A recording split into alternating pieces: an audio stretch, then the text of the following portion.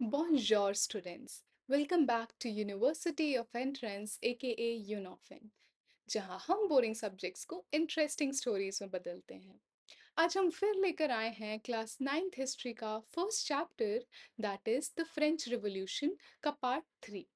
Part first और second हमने cover कर लिया है। अगर आपने नहीं देखा हो तो please you can go and watch from our playlist. Part 3 हमारा लास्ट पार्ट होगा, यहाँ से हमारा चैप्टर एंड हो जाएगा आज। फिर हम लोग नेक्स्ट चैप्टर कवर करेंगे।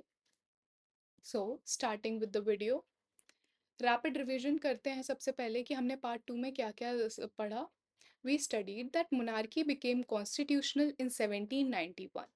1791 में कैसे किंग की जो अनलिमिटेड पावर थी उस पे लिमिट लगा दी गई थी, कॉन्स्टिट्यूशनल मोनार्की बन गया था फ्रांस।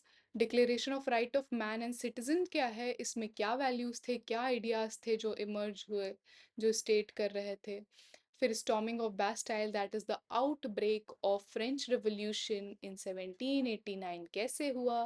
फिर द पेजेंट्स रिवोल्ट क्या है, इसी पीजेंट रिवोल्ट को द ग्रेट फियर भी बोला गया। कैसे हमने देखा फ्रेंच पीपल जो थे उनके बीच की यूनिटी थी कैसी थी रूरल और अर्बन पीपल के बीच में। फिर हमने देखा constitution of 1791 introduce limited monarchy, कैसे उस कॉन्स्टिट्यूशन ने मोनार्की को लिमिट कर दिया था, क्या क्या लिमिटेशंस आई थी। Now we will be studying, आगे हम लोग पढ़ेंगे कि कैसे अबॉलिशन ऑफ मोनार्की हुई, राइज ऑफ रिपब्लिक हुआ, रेन ऑफ टेरर कैसे हुआ, रेन ऑफ टेरर है क्या एक्चुअल में, राइज ऑफ नेपोलियन बोनापार्टे कैसे हुआ, और इम्पैक्ट क्या हुआ इस सबका फ्रेंच रिवॉल्यूशन का इन फ्रांस की सोसाइटी में और विद कंटेम्प्रेरी वर्ल्ड ऑल्सो। ये हम लोग साथ में देखते हुए चलते आ रहे हैं। बाकी के पुराने ये जो टॉपिक्स हैं ये हमने पहले और सेकंड पार्ट में कवर कर लिया है, जैसे introduction, France society, causes, outbreak कैसे हुआ, declaration of right of man and citizens, ये सब हमने डिस्कस कर लिया है already. Now moving forward with the war begins, suspicion against the king. Now, Louis XVI secretly negotiated with the King of Prussia. Austria and Prussia threaten to intervene in the French affair. तो अब हो क्या रहा था, जो king Louis 16 थे उन्होंने secretly Austria और प्रशिया के किंग से हेल्प मांगी थी ताकि वो अपनी मोनार्की को बचा पाए। सो जब ये चीज़ फ्रेंच पीपल को पता चली, फ्रांस के लोगों को पता चली, तो दे बिकेम वेरी एंग्री और दे फेल्ट कि किंग ने उनके साथ धोखा किया, क्योंकि they were fighting for abolition of monarchy और to limit the power of the monarchy. But king Louis 16 ऐसा नहीं चाहते थे कि मोनार्की एंड हो, तो उन्होंने आपस के जो कंट्रीज थे उनके राजाओं से हेल्प ली कि भाई तुम्हें अगर ये आइडियाज नहीं स्प्रेड होने देने हैं तो इन लोगों को शांत कराओ, यहाँ की मोनार्की को बचाओ। सो प्रशिया और ऑस्ट्रिया के किंग को भी लगा कि हाँ भाई ये तो हमारे लिए भी बहुत डेंजरस होगा, तो देवर हेल्पिंग किंग ऑफ फ्रांस। सो इसी दौरान क्या होता है, जब लोगों को ये पता चलता है तो ये फिर रिजल्ट करता है अप्रैल 1792 में फ्रेंच के जो पीपल होते हैं, फ्रांस के लोग, वो ऑस्ट्रिया और प्रशिया के अगेंस्ट वॉर डिक्लेयर कर देते हैं। In response, France declared war in April 1792. 1792 में वॉर डिक्लेयर कर देते हैं। People believed it was a war to protect the revolution. लोगों का मानना था कि ये जो वॉर थी, it was to protect their revolution, जिसके लिए वो लड़ रहे थे, अपने हक के लिए लड़ रहे थे, ये उसके लिए वॉर थी। इसी में क्या होता है, thousands of people volunteered for army singing La Marseillaise, जो आज फ्रांस का नेशनल एंथम है। तो ला मर्सिलेज एक सॉन्ग था जो थाउजेंड्स ऑफ पीपल जो वॉलंटियर कर रहे थे आर्मी में, उन्होंने इस वॉर के दौरान गाया और इसको आगे चल के अडॉप्ट किया गया as the France national anthem. Now moving forward with the rise of Jacobins and Saint Clutus. अब Jacobin club क्या है? So Jacobin club was a political club of lower and middle classes. ये lower और middle classes जो people थे वो came together, जिसमें आते थे artisans, shopkeepers, wage workers. अब ये लोग क्या करते थे, ये लोग पहनते थे लॉन्ग ट्राउजर्स। देखो, जो नोबिलिटी होती थी they use to wear fancy knee breeches that was knee length के। लेकिन ये जो जैकबिन क्लब के लोग थे, इन्होंने पहना लॉन्ग ट्राउजर्स, मतलब कि इसीलिए इसका नाम भी पड़ा सैन क्लूटोस, जिसका मतलब है विदाउट नी ब्रीचेस। ये बना सिंबल फॉर इक्वालिटी। ये था सिंबल ऑफ इक्वालिटी। अब ये लोग डिमांड क्या कर रहे थे, जैकबिन क्लब के लोग? They demanded end of monarchy completely, universal male voting right. दो आप देख रहे होंगे कि ये लोग इक्वालिटी के लिए लड़ रहे हैं, फिर भी इन्होंने सिर्फ मेल वोटिंग राइट्स की बात करी। अभी भी पूरी तरह से इक्वालिटी की बात नहीं हो रही थी। इसको लीड कर रहे थे मैक्सिमिलियन रॉबेस्पियर, बहुत ही इंपॉर्टेंट नेम है रॉबेस्पियर।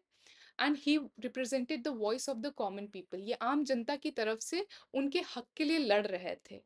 आगे चल के आप इनके बारे में और जानेंगे and you will be surprise to know. So end of monarchy and birth of republic कैसे हुआ? Now on 10th August 1792 Jacobins led an attack on the Tuileries palace. अब क्या होता है, 10 अगस्त 1792 को, सॉरी 1792, पेरिस के लोग स्टॉर्म करते हैं ट्यूलरीज पैलेस को, और वहां पे किंग को अरेस्ट कर लिया जाता है। King and family imprisoned and monarchy suspended. वहां से मोनार्की को सस्पेंड कर दिया जाता है। And then a new assembly is form. नई असेंबली बनाई जाती है, that was elected by all the males above 21 years age. जितने भी मेल जो कि 21 एंड अबव के थे, वो सब यहाँ पे वोट कर सकते थे।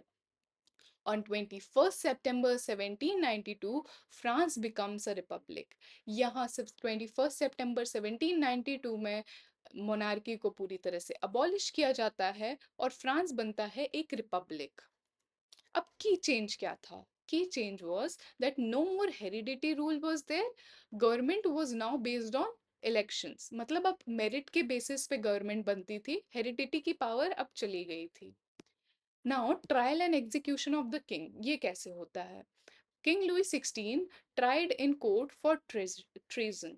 तो किंग लुई 16 को कोर्ट के सामने प्रेजेंट किया जाता है and he was found guilty for treason. Treason मतलब देशद्रोही जो भी होते हैं, जो अपने कंट्री के अगेंस्ट कुछ करें। तो he was found guilty for that, और वहां पे he was sentence to death. वहां पे उन्हें डेथ सेंटेंस कर दिया जाता है। Then on 21st January 1793, he was executed by guillotine. अब guillotine was an instrument used for execution at that time. तो उन्हें वहां पे एग्जीक्यूट कर दिया जाता है, और कुछ ही महीने बाद मैरी एंटोनिएट को भी एग्जीक्यूट कर दिया जाता है। ये था symbolic end of the old regime. Symbolically ended the old regime, मतलब यहाँ से मोनार्की पूरी तरह से हट जाती है फ्रांस से। अब the reign of terror from 1793 to 1794। You must be wondering कि अभी हमने लास्ट स्लाइड में डिस्कस किया कि कैसे मोनार्की अब हट गई थी और अब रिपब्लिक बन गया था फ्रांस। तो फिर ये रेन ऑफ टेरर कैसे आ गया? सो अब रॉबेस्फियर को इलेक्ट किया गया एज अ लीडर, और रॉबेस्फियर ने बहुत ही हार्श कंट्रोल और सीवियर पनिशमेंट्स लाए अपने फ्रेंच सोसाइटी में। और उनकी पॉलिसी थी प्राइस वेज को कंट्रोल करना, ब्रेड राशनिंग करना, and force grain supply from the peasant. So he was supporting common people. तो ये उनके हक के लिए कुछ ज़्यादा ही रेवोल्यूशनरी निकले, मतलब in not in a positive way but in a negative way. तो he forced peasant to supply grains to him. और अगर कोई भी मना करता या कोई भी क्वेश्चन करता था इन्हें, तो he used to execute him without any proper or fair trial. तो इसमें लिखा भी हुआ है सस्पेक्ट ऑफ द ट्रेजन। अब जो भी क्वेश्चन करेगा उसे ट्रीजन में सस्पेक्ट कर दिया जाएगा। वॉज गुलिटीन्ड विदाउट फेयर ट्रायल, बिना किसी फेयर ट्रायल के उन्हें एग्जीक्यूट कर दिया जाता था। नाउ जस्ट वंडर, 1793 से लेके 1794, मतलब एक साल में ओवर 16,000 पीपल वर एग्जीक्यूटेड।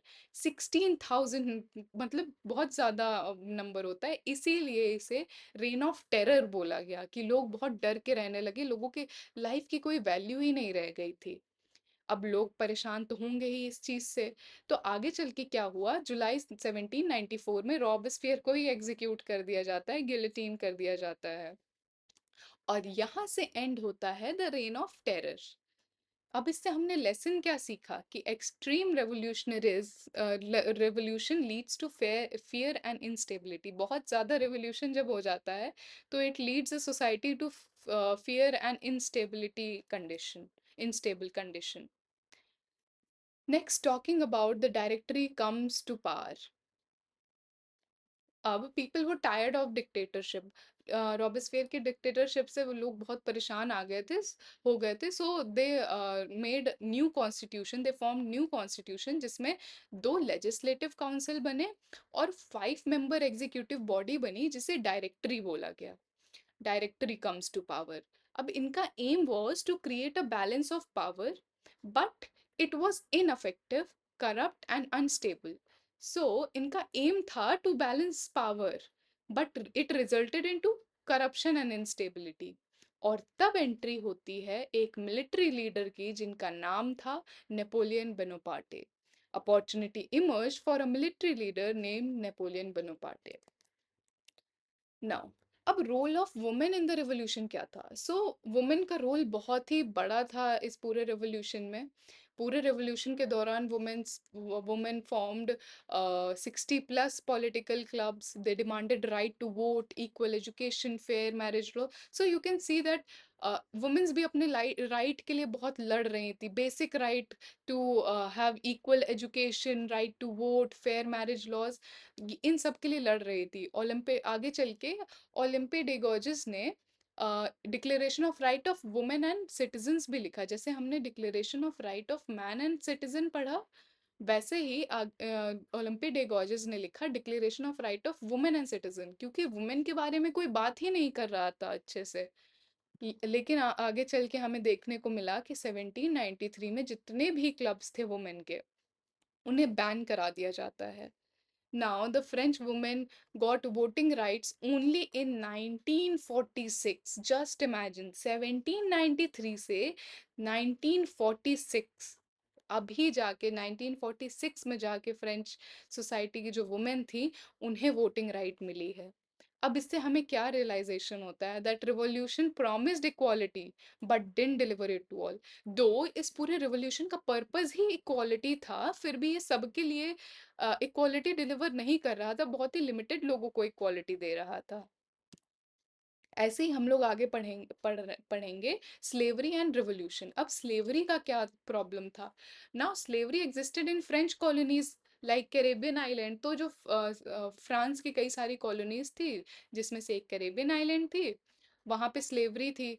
और इस 1794 में स्लेवरी को अबॉलिश कर दिया गया था बाय कन्वेंशन। लेकिन जब नेपोलियन आया 1804 में, तब इन्होंने वापस से री इंट्रोड्यूस कर दिया स्लेवरी को, और 1848 में जाके स्लेवरी को परमानेंटली अबॉलिश किया गया in French colonies. Now, irony is a revolution promoting equality still allowed slavery in colonies. तो ये कितना ज़्यादा आयरॉनिक और कितना फ़नी है कि कैसे ये लोग रिवॉल्यूशन, इनका पूरा revolution was revolving around equality, but still they did not give equality to everyone. People were still struggling for their equal rights. Now, moving forward with revolution and everyday life. अब press censorship ended, free newspaper होने लगे, books आने लगी, place were made, symbolic symbols like red cap of liberty, broken chain, faces, law tablet. अब इनका अलग अलग symbol use होने लगा, फ्रीडम के लिए कुछ, यूनिटी के लिए कुछ, rule of law that equal, law is equal for all और स्ट्रेंथन करने के लिए एक दूसरे को, ये अलग अलग तरह के symbols यूज करने लगे लोग। A new public festivals and calendar introduced. People identified as citizens rather than subjects. अब लोगों को एक citizens जैसे देखे जाने लगा rather than just a subject. Then the legacy of the revolution. Legacy, अब इस लेगेसी की बात करें तो हमें कंटेम्प्रेरी वर्ल्ड में भी देखने को मिलती है। The spread of ideas of liberty, equality, fraternity, जो बहुत ही इंपॉर्टेंट आइडियाज हैं, दे वर इमर्ज फ्रॉम दिस रेवोल्यूशन। ये बहुत ही ज़्यादा लैंडमार्क रिवॉल्यूशन रहा और इसने हमारे कंटेम्परेरी वर्ल्ड को शेप करने में बहुत ज़्यादा हेल्प करी है। It inspire democratic movements world wide. इसने पूरे डेमोक्रेटिक मूवमेंट को इंस्पायर किया world wide. Abolished monarchy and feudal privileges, जो भी मोनार्की और फ्यूडल प्रिविलेजेस थे उसको अबॉलिश करा and introduce modern ideas of right and citizenship. Modern ideas of right and citizenship को introduce. Now, Napoleon Bonaparte crowning an impact. 1799 Napoleon seizes power and end directory. अब 1799 में Napoleon power seize कर लेता है, खुद rule पे आ जाता है और ये एंड कर देता है डायरेक्टरी को। 1804 में ये खुद ही crowns himself emperor of France at Notre Dame cathedral. तो ये अपने आप को 1804 में एम्परर डिक्लेयर कर लेता है, खुद को क्राउन कर लेता है एज एन एम्परर। और फिर मॉडर्नाइज करता है नेपोलियन एडमिनिस्ट्रेशन को, नेपोलियनिक कोड प्रमोट करता है, that was equality before law, property rights. So again वापस से मोनार्की में आ गई थी, वापस से मोनार्की में आ गया था फ्रांस, और यू कैन से डिक्टेटरशिप में आ गया था, something kind of that. Then spread of revolutionary idea across the world. अब जो जितने इतने रिवोल्यूशनरी आइडिया थे, इक्वालिटी, फ्रेटर्निटी, लिबर्टी, ये सब उन्होंने पूरे यूरोप में फैलाए। फिर इनका डाउनफॉल होता है after the defeat at Waterloo. Waterloo in 1815 में इनका डिफीट होता है और वहां से ये इनका डाउनफॉल होता है और he was sent to exile. यहाँ से हमारा ये चैप्टर होता है ख़त्म। इतना ही था आपको पढ़ने के लिए। अब हम लोग अगर क्विक रिकैप करें कि हमने इसमें क्या-क्या सीखा है, तो हम देखेंगे हमने सीखा कि France becomes a republic in 1792। France 1792 में रिपब्लिक बनता है। Louis 16 executed in 1793। Louis 16 execute कर दिए जाते हैं 1793 में थ्रू गिलोटिन। फिर रेन ऑफ टेरर आता है रॉबेस्पियर का फ्रॉम 1793 से 1794 के बीच में, कि कैसे कितने सारे लोगों को मारा गया। More than 16,000 people were executed. Then हम लोग देखते हैं women's directory was established in 1795। Directory establish होती है। फिर women and slave fought for rights but largely denied. कैसे वुमेन्स और स्लेव्स, दो लोग रिवोल्यूशन कर रहे थे इक्वालिटी के लिए, फिर भी वुमेन्स और स्लेव्स को कितना लड़ना पड़ा अपने राइट्स के लिए, फिर भी उन्हें डिनाई किया गया, उन्हें इक्वालिटी और उनके राइट्स नहीं मिल पाए। और रिवोल्यूशनरी आइडियाज़ थे कितने सारे जो इमर्ज हुए फ्रांस से, और इसने पूरे कंटेम्प्रेरी वर्ल्ड को चेंज करके रख दिया, पूरे डेमोक्रेसी का बेस क्रिएट किया। और इसने पूरे वर्ल्ड सोसाइटी सिंबल गवर्नेंस के आइडियाज़ को चेंज करके रख दिया।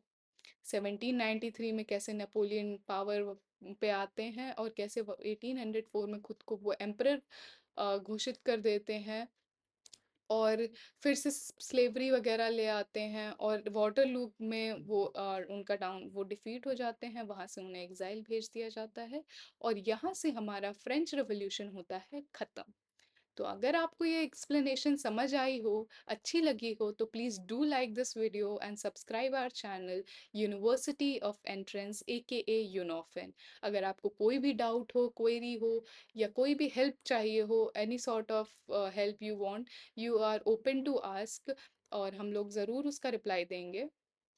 And till then thank you. Next video जल्द ही आएगा, नया चैप्टर हम लोग जल्दी कवर करेंगे। Till then take care, bye bye, thank you.